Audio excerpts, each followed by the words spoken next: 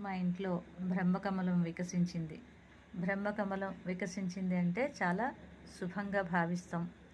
ఈ బ్రహ్మకమలం ప్రత్యేకత ఏంటంటే, ఈ బ్రహ్మకమలం ఆకుకి ఈ కొమ్మ వస్తుందండి. దీని ప్రత్యేకత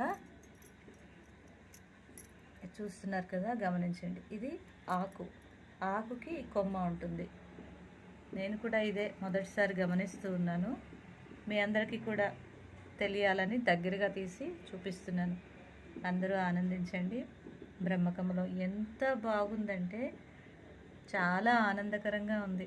బ్రహ్మకమలాన్ని చూస్తుంటే చాలా దగ్గరగా చూస్తూ ఉన్నాను. చాలా అదృష్టంగా భావిస్తున్నాం మా ఇంట్లో ఈ బ్రహ్మకమలం వికసించినందుకు.